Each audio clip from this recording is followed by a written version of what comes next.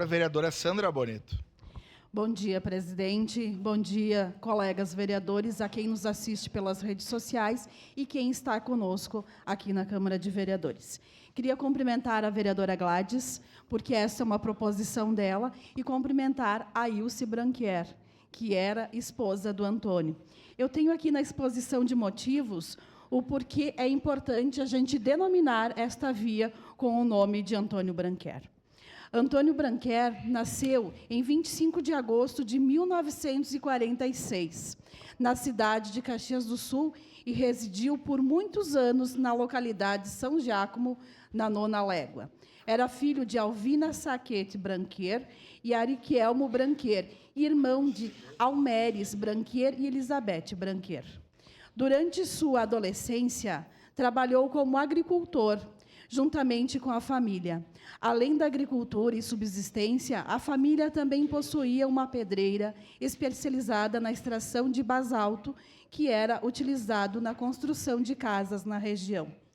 Casou-se com Ilse Maria Gaio Branquier, com quem teve 2 filhos, Rodrigo e Marco Antônio. Após o casamento, fixou residência no bairro Desvio Risso, na rua Arcângelo Risso, onde viveu até os seus últimos dias.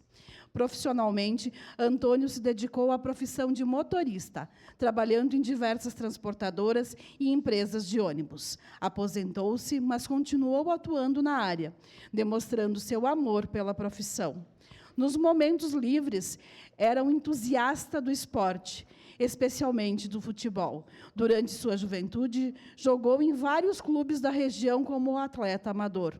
Fervoroso torcedor do Esporte Clube Juventude, foi sócio ativo do clube e acompanhava com paixão todos os jogos. Outra grande paixão de Antônio era o jogo de bocha.